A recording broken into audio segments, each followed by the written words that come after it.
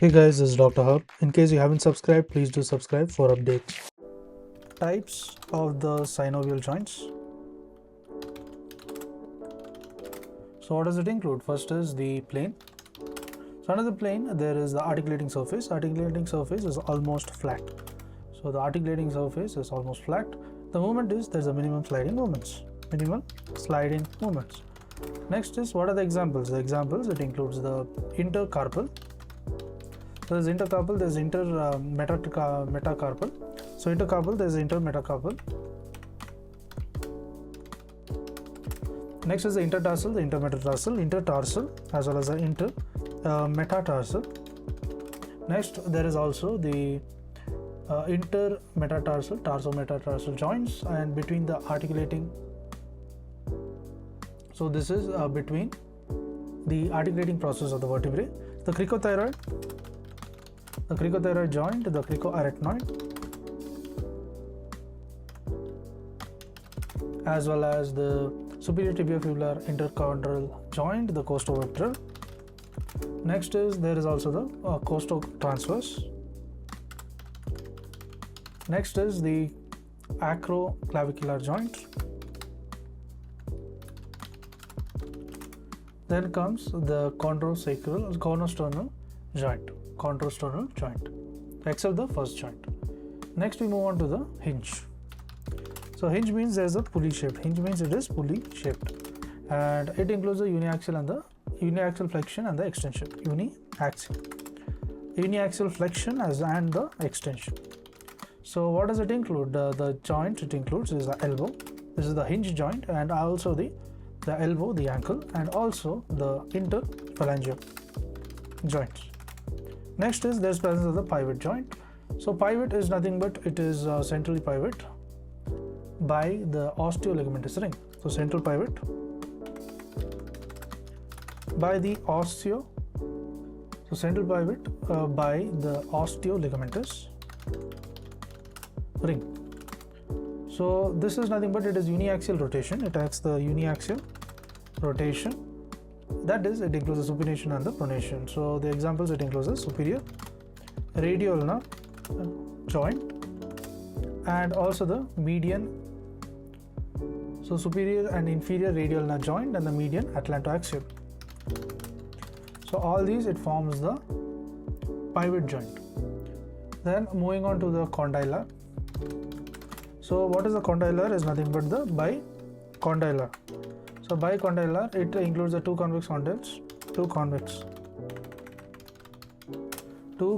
condyles, and two convex condyle, it articulates with the concave or flat surfaces on the other side.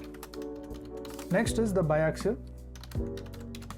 The biaxial, but predominantly on one axis movement, and that is that it includes the flexion and the extension with the limited rotation.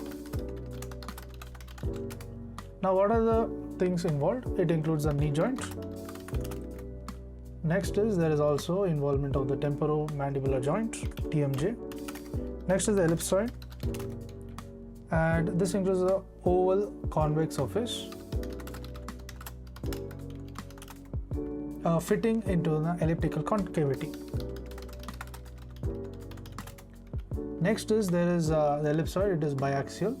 That is, it includes the flexion and the extension. It is biaxial. It includes the flexion and the extension. Flexion and the extension. Then comes abduction and also the adduction and also the circumduction. So the examples, it includes the radiocarpal. So radiocarpal is present, and also the metacarpal. So radiocarpal, metacarpal joints are seen. Next we move on to the saddle joint. Saddle joint, each articular surface has a concave and also the convex region, and they fit into the convex and concave regions of the other surfaces. So this saddle joint is biaxial. It is biaxial. It has two axes.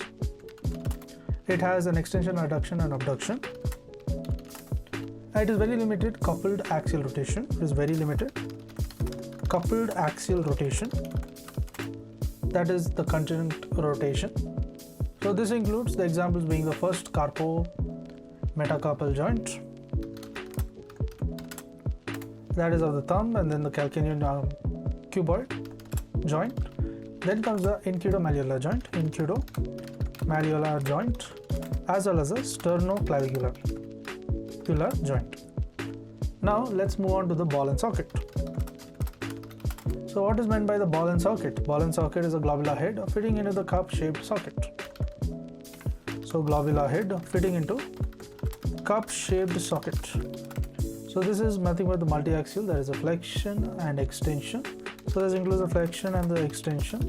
Next is there includes the adduction as well as the abduction, and also the circumduction, and also the rotation.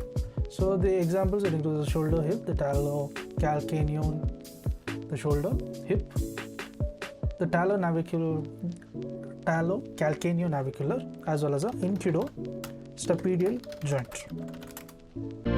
To learn and grow daily like this, please do subscribe.